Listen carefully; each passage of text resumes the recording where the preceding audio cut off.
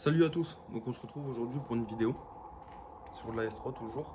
Donc là aujourd'hui ça va être, on va faire pas mal de soudure, je vais vous expliquer un peu. Je vais vous faire aussi une petite explication sur l'évolution des turbos. Un petit peu, on va dire, pourquoi on passe sur un turbo plus gros, à roulement, les différentes évolutions, GT, GTX. Malheureusement j'ai pas de série G sous la main pour vous faire un comparo. On va vous faire un petit comparatif dans les grandes lignes pour savoir un petit peu quelle est la différence, quoi. Donc là, on a démonté la partie froide du turbo. C'est tout beau, tout anodisé. On va vous expliquer aussi pourquoi, en plus d'être rouge et on va dire d'être un peu tuning, pourquoi ça anodisé. Et puis, donc on a démonté surtout, partie froide. Parce qu'on va devoir souder, alors j'ai récupéré un tube que j'avais. C'était d'une Sural pour un GTI, il me semble. J'ai déjà mis en place, j'ai déjà fait, on va dire, mes points de repère. Donc là, le résultat, ça va être de souder ce tube-là au bout de ça. Donc l'avantage, je vais même pas devoir le couper. Donc si un jour, le turbo il va être réutilisé sur un autre montage ou quoi que ce soit, il y aura juste, on va dire, à couper et meuler. On va dire, on conservera la partie d'origine du turbo. Et donc là, pour le petit comparo, donc là, on a le turbo d'origine de la S3. C'est un turbo à palier. Donc turbo à palier, ça veut dire quoi? Ça veut dire que le turbo, on a un axe. Ça tombe bien, j'en ai un juste ici. Hop là. Ça, c'est la roue côté échappement. Ça, c'est une roue pour un roulement. Donc en gros, ni plus ni moins, il y a un roulement ici, il y a un roulement là-bas. Et ça permet en fait à l'hélice de tourner, on va dire, plus facilement, plus rapidement qu'un turbo à palier. Un turbo à palier, c'est quoi? C'est juste une petite bague en bronze qui vient de mettre ici, qui fait. Après, il y a des jeux à respecter, hein. On a une ici et une ici, et cette petite bague en bronze tout autour, elle est percée. On envoie de l'huile, beaucoup d'huile, pour qu'en fait il y ait une petite pellicule qui vient se mettre entre l'axe et la bague en bronze. Ce qui permet en fait au turbo d'avoir un flottement et on va dire pas de friction. Donc on va dire c'est l'huile qui fait le glissement. Comparé à un turbo à roulement où c'est le roulement à billes qui vient, on va dire, faire la rotation de l'axe. Sur un turbo à roulement, on doit mettre des restricteurs. Pourquoi? Parce que en fait, un roulement demande moins d'huile qu'un palier. Un palier, il faut que ça soit gavé d'huile. Tandis que, en gros, un roulement, si on met trop d'huile, on risque de bloquer le roulement. Donc, on est obligé de mettre des restricteurs dessus. Donc là, c'est un turbo à palier. Donc, c'est un petit peu plus long à charger. C'est un peu plus. Là, c'est old school. Hein, c'est des turbos vraiment old school. Donc là, on est sur un K04. Alors, je vais vous expliquer la différence. En gros, là, on passe sur une gamme au-dessus. Boum. Juste ici. Celui-là. C'est un GT. Ça. Donc ça, c'est un turbo à roulement. Et on garde en fait, ça s'appelle une roue. On appelle ça une roue. Cette roue-là, elle est en alu moulé. Alors ça va se voir. Et alors, en fait, après, sur les côtés, elle est réusinée. Comme sur un turbo d'origine. Il y en a beaucoup qui parlent de turbo hybride. Un turbo hybride, en fait, ni plus ni moins, c'est un turbo d'origine. Où ils viennent, on va dire, agrandir les conduits selon les stages, machin et tout. Et surtout, ils viennent avec une roue forgée. Comme il y a dans ce turbo-là. Sauf qu'elles ne sont pas anodisées. Alors là, tu as des 11 pales, tu as des 6+6. Ça dépend un petit peu du préparateur et un peu du ressenti qu'on veut avec la voiture.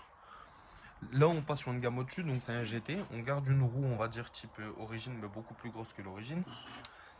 On est sur un turbo à roulement. Alors celui-là, il est éclaté. C'est celui qui est éclaté sur le banc chez EMS. Donc, on nous sert juste d'exemple, quoi. C'est juste pour vous faire voir en fait que la roue là, elle est en moulé. Et quelle est la différence d'une roue moulée et d'une roue, on va dire, MFS, comme on dit? En fait, c'est une roue qui est taille et masse. Ils partent d'un bloc, ils viennent usiner. Donc là, on le verra certainement mieux. C'est là. Là, on le voit nettement mieux. Ça, c'est taillé dans la masse. Donc, ils partent d'un bloc d'aluminium. et ils viennent tailler complètement l'hélice, la roue. Et ce qui la rend déjà de 1 plus légère et de 2 surtout plus solide. Surtout ça. Surtout plus solide. Ce qui permet tout simplement d'aller chercher des plus grosses pressions. Donc en vrai, c'est vrai que des turbos qui tournent à 1 bar, ça suffit. Une hélice comme ça suffit largement. Donc là, en plus de ça, maintenant, Arashi, ils viennent faire une anodisation sur la roue. Et pourquoi? Parce que en fait, tout simplement, ça vient durcir l'aluminium en surface, ce qui permet de la renforcer encore plus et de prendre un peu plus de pression. Donc c'est juste pour ça, et en plus ça fait joli, bon, on va pas se mentir, mais ça vient surtout durcir l'aluminium en surface. Et je sais pas si vous voyez moi ce que j'aime chez Arashi vraiment, et la pointe là, pareil sur l'autre, hein, le GT30, l'écrou il est taillé en pointe et tout, alors que chez Garrett, c'est un simple écrou. Franchement, moi, Arashi, je kiffe leur turbo. Qualité-prix, c'est top. Donc maintenant, on va se retrouver avec quoi? Alors là, on va attaquer quoi tout de suite? C'est souder ça à ça.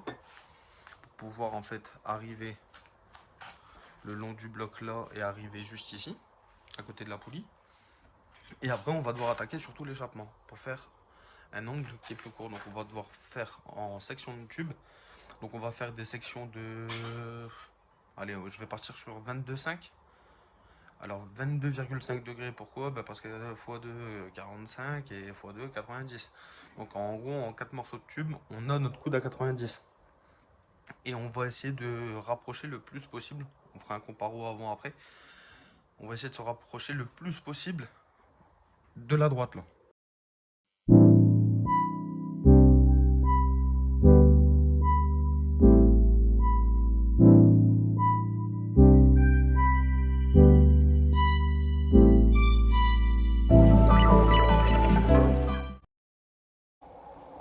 Donc voilà, en vrai c'est parfait. Le fit il est incroyablement parfait. Donc le turbo il doit remonter un petit peu, mais j'ai testé, ça passe nickel. Donc là je vais pouvoir redémonter le corps froid, le souder entièrement, et après on va pouvoir attaquer la partie échappement.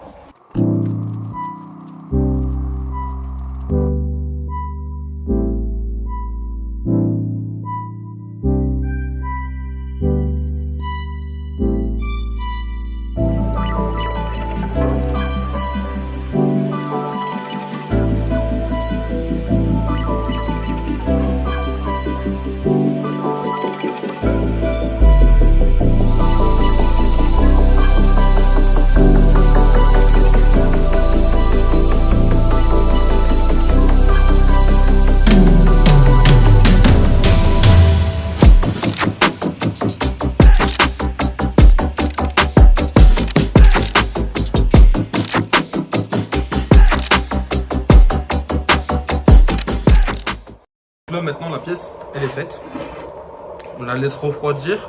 J'ai mis un petit coup de Jex dessus parce qu'il y a tout le temps au bord, en fait c'est l'alumine qui va faire ça, c'est pas très joli, et comme je suis pas expert en soudure, j'arrive pas à faire qu'elle soit moindre, donc j'ai mis un petit coup de Jex. On laisse refroidir la pièce, on la remonte sur le moteur. Donc là on attend que ça refroidit, on remonte ça et on attaque tout de suite l'échappement. Donc là pour commencer on veut une base, nous on veut des coudes à 22,5. Donc il va falloir que je règle ma machine de façon à que je fais une découpe à 11,25. Parce que 11,25 plus 11,25, ça fait 22,5.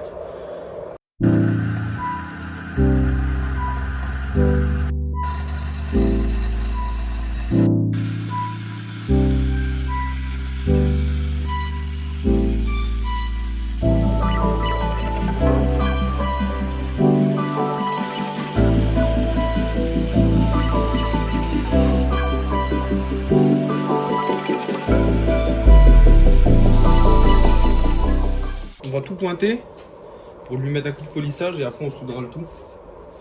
Et vous allez voir la comparaison comparé à un coude classique. Bon, après on pourrait le faire en pleine section. Hein.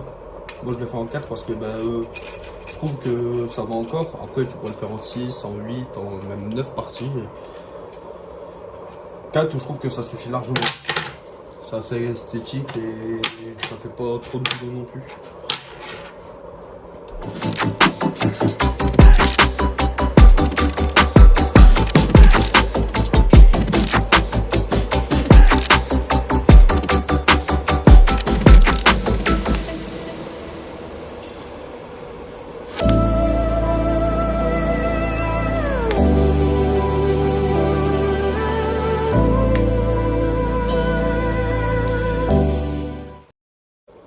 voilà, maintenant ça refroidit un petit peu. Les deux pièces sont environ à la même température. Donc là, on attaque la suite.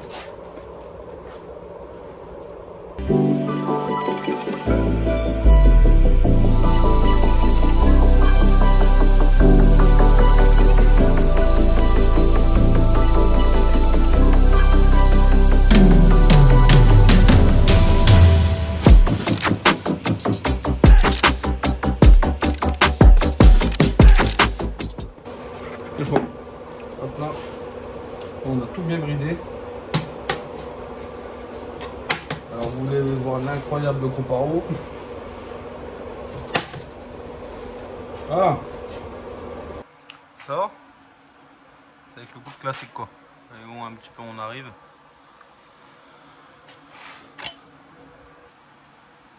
Vous voyez quoi. Il y a une sacrée différence.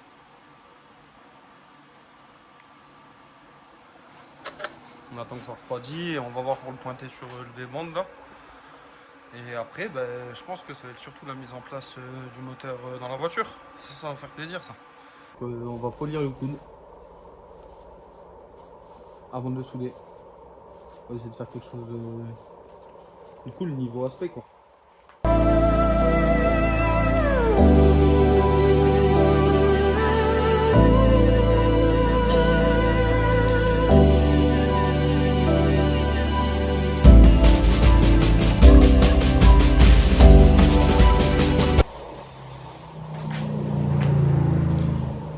Plutôt cool hein, plutôt sympa, je trouve ça super joli.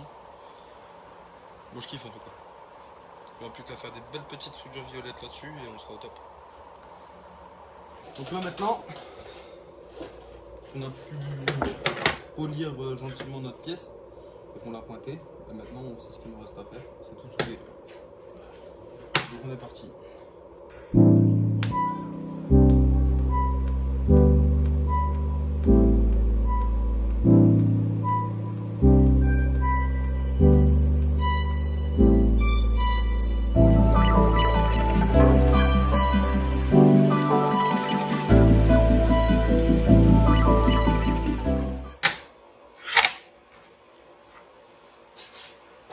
Entièrement soudé.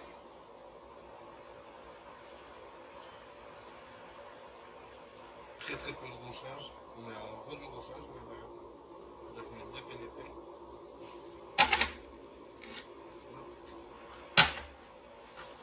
Maladif quoi.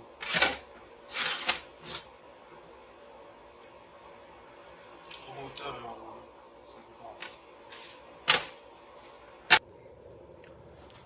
Donc là j'ai ressorti le turbo, pourquoi? Parce que bah, déjà on n'est pas bien contre, parce que mes vis étaient trop longues, c'était juste pour le montage à blanc comme ça. Là c'est pareil, hein, c'est juste pour le montage à blanc, c'est pour que le turbo vienne bien se coller contre. Il fallait que je rajoute une petite vis là, du corps froid pour tout bien visser, que ça bouge pas. J'ai fait un petit repère pour être sûr d'être bien à ma place.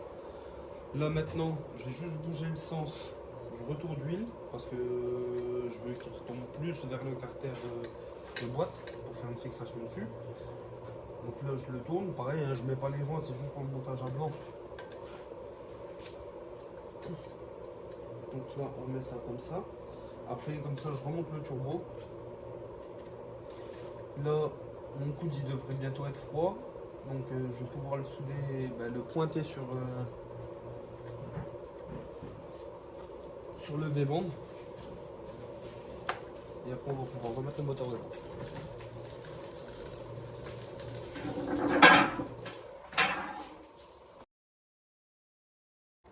Salut, donc on se retrouve aujourd'hui. Malheureusement j'ai pas pu filmer hier parce que en fait au moment de sortir le bloc du garage, il s'est mis à pleuvoir.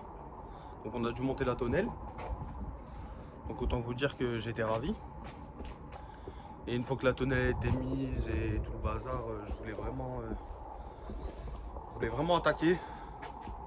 Donc là autant vous dire, on avance un petit peu quoi. Donc là, j'ai reposé la face avant avec l'AirTech. Là, par contre, on va devoir modifier parce que faut que l'AirTech arrive en fait beaucoup plus haut. Donc on fait le remonter à environ les sorties d'échangeurs. Il faut qu'elle remonte environ ici. Parce que trois quarts des gens ils doivent supprimer les anti-brouillards. Nous on veut les garder. Donc moi je vais venir me ressouder directement là-dessus pour passer juste ici. Pareil de l'autre côté. Donc pour ça on va le relever pour être tranquille. Le faire fitter le plus possible avec le radiateur d'eau. On supprime la clim en fin de compte. Le boss il a dit bon on supprime, on supprime. Moi personnellement je vais pas mentir, ça m'avantage un petit peu en plus. Donc là le moteur il est dedans, je filme ça tout de suite. Voilà voilà. Ça passe.